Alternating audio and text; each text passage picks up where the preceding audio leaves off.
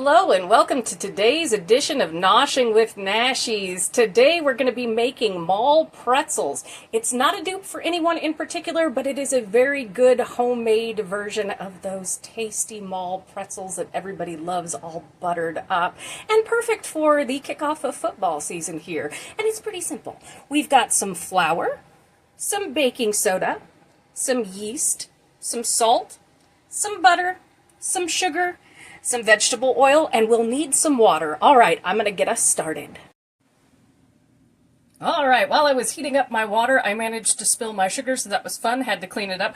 Okay, so we have 1 cup of water here that has been heated between 105 and 110 degrees. The way that I test that is by sticking my finger in it, clean, of course, and just testing that it's slightly warmer than body temperature. We need that heat to bloom our yeast, but at the same time, we do not want it too hot. It will kill our yeast. And I have also melted 2 tablespoons of butter here.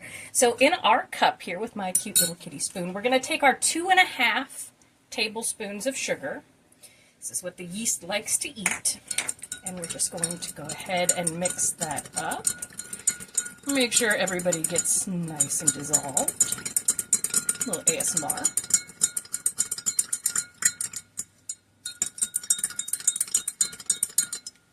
And now we are going to take our packet of yeast and place it into our water and give it a stir. Everybody in the pool.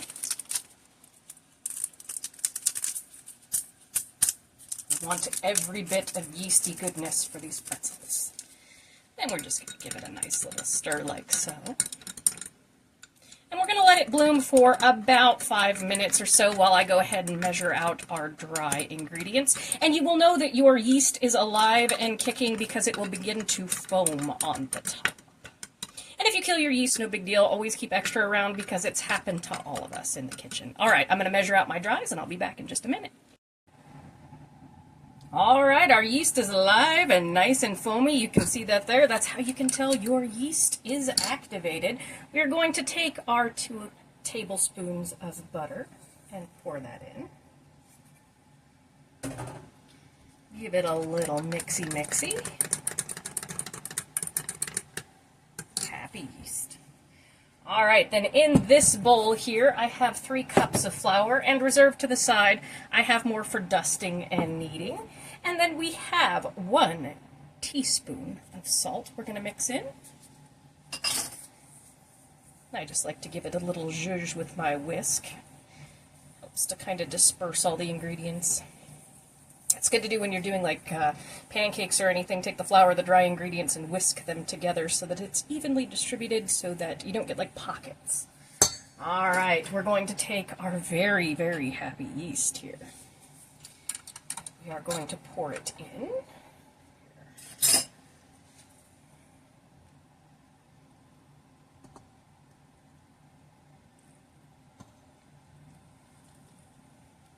All right, we're just going to mix this together.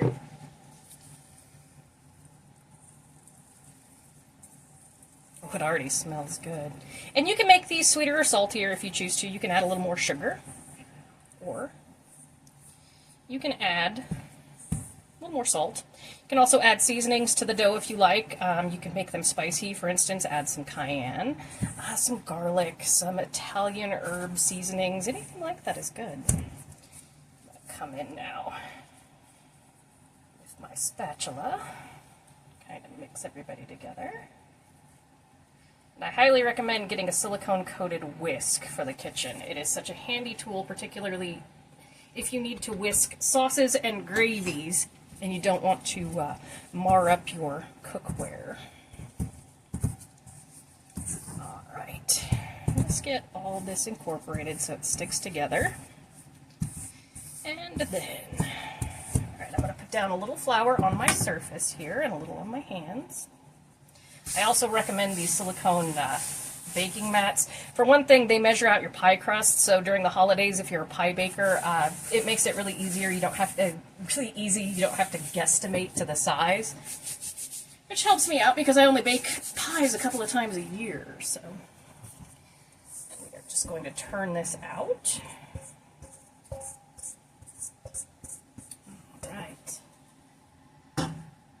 And we are just going to knead this for about 3 minutes or so, 3 to 5 minutes until it's nice and smooth. You can go a little bit longer, but you don't want to overwork your gluten too much. You just want everybody to come together.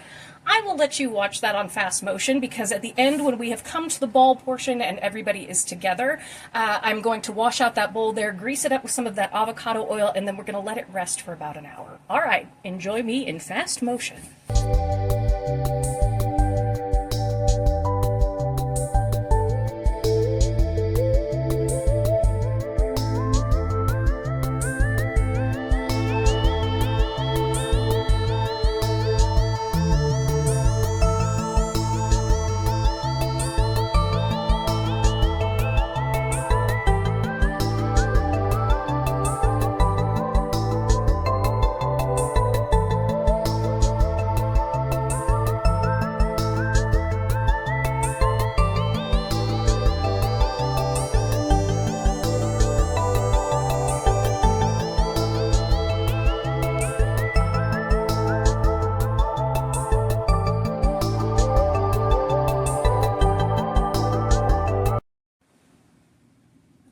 I've got my dough ball all greased up in my bowl here. I'm going to cover it up, just put it in a warm place to double in size. Takes about an hour because it's very warm in my house. And I also wanted to say that this dough can absolutely be done in a stand mixer, and I realize to a lot of people a stand mixer seems like it's a luxury, but to people who are maybe disabled, it actually becomes an accessibility device and makes them able to make things like that. So remember that when you're looking at pre-cut vegetables and fruits and things like that. Might not be there for you, might be there for somebody who needs some accessibility. All right, so I'll see you in about an hour when we are going to roll these out and do a little dunk in some base. All right, as you can see, our dough has risen nicely here. I have my oven behind me preheating to 400 degrees, but before we get to rolling out this dough, I'm going to show you how we make our solution here. This is a plastic bowl. We want to use something that's not reactive. This is the solution that's going to make it so that our pretzels get that nice golden brown crust. I have 3 cups of very hot water here. And this is the reason why we want to use something that's not reactive like plastic, is we've got 2/3 a cup of baking soda here. And we're going to mix these together, and we do want that hot water. You can hear it fizz. And we're going to make sure to make our solution, mix it up nice and good. Now in professional baking places, not usually at the mall because it's usually kids who are running that, they use lye as an alkalized, I can't say that word, solution for an alkaline solution. But for home, we're going to use baking soda. And what it does is it causes that nice brown crust to form. It's nucleation. It's a fun little chemistry thing. But we want to get that nice and mixed because we're going to dip our pretzels. All right, so we're going to stick this to the side. Nice and fizzy. We're going to dump out our dough. There we go. Nucleation. All right, we're going to cut this into about 8 parts. You can do 6 to 8. Let's do 1, 2, 3, 4. We're going to do 6 because that's what mine came out to. And I'll take you through one, and then I will fast motion the rest of it so that you don't have to be with me the entire time because it's boring. This is great for football. This is one of those fun things with chemistry with the baking soda. You can actually grow crystals, and that is the nucleation. And it is super cool. But we want an alkaline. We're all about that base, no acids. All about that base, no acids. Okay, I have all my dough off to the side here. And we're going to roll one out into extremely long rod here. And if you want to take this, roll it out, wrap it around a hot dog, for instance, if you want to make a pretzel roll, if you want to make a hot dog bun, if you want to make twists, if you want to make pieces, you can do all of that with this just in that same way. We just want to get them nice and long so we can do that classic pretzel shape. Go over there. Make sure you have lots of counter space for this. And I'll show you how to fold it like a pretzel the way that I do. There are online tutorials on how to do it the way they do at the pretzel shops. I'm not good at that, so I just do it my way, and it comes out perfectly fine. So you're going to take your really long rope. You want to go like over 2 feet with this, and we'll take it into a U shape. Let's make sure you can see this here. Take it into a U shape, and then we want that classic pretzel look. So we just go doop, doop, and then we press it together like so, and boom, we have our classic pretzel shape here. Now I'm going to grab some paper towels because we are going to dip this and we're going to want to dry it off afterwards. Now here is our solution.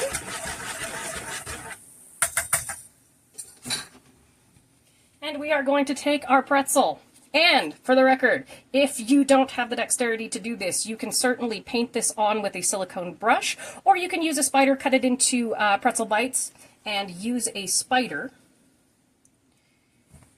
to dip it in, and you'll be just fine. And you can see we just dry it off right there, and then we're going to throw it onto our baking pan. All right, I'll let you watch me do the rest of these in fast motion.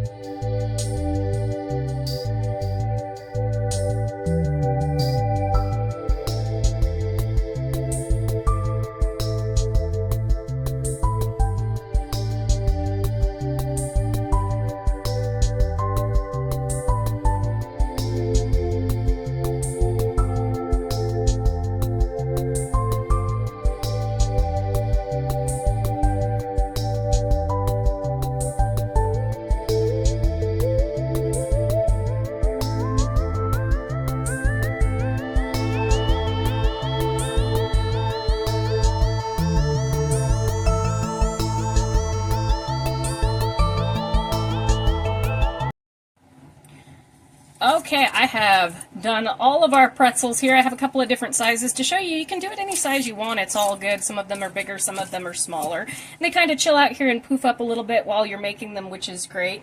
And I just have a little bit of coarse salt here. And you can do these cinnamon and sugar if you want afterwards rather than putting the salt on them.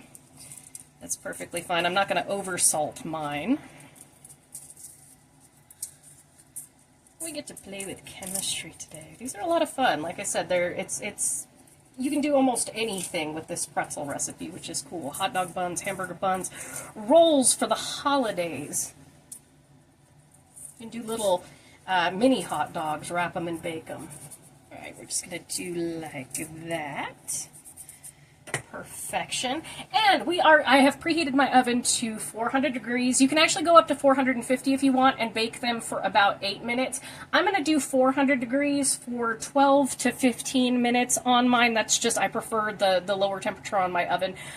So I'm going to go ahead and stick these in the oven, and I will see you when they come out and we coat them with some nice melted butter. Here they are, hot and ready out of the oven. It took me about 14 minutes for these at 400 degrees. And you see why we do the baking soda. You see that gorgeous browning. It's not going to be quite as brown as it is when you use the solution like they do professionally. However, it gives them that beautiful crust. And I use nonstick aluminum foil. You can just use a nonstick spray if that's all you've got. That's perfectly fine. Just make sure it can handle the hot temperatures. All right, I'm going to take these over and we will butter these suckers up. Okay, and here they are out of the oven, smelling amazing. Now this would be where if you didn't put salt on them, you would roll it in some cinnamon and sugar. Butter them up, roll them in some cinnamon and sugar. It would be perfect. I just have some melted butter here. We are going to take one of these silicone brushes and we are just going to brush the top of these and give them that lovely sheen. But these are great for so many occasions. And they have that beautiful golden crust on them. Very, very similar. I'm not going to say it's exactly like a mall pretzel or a professional pretzel, but it does make it close enough that it is just so tasty. And we'll do a taste test at the very end just for fun because Papa Nashies is waiting for these. He's been smelling them bake. Little treat. You can see how pretty they look with all that butter on there.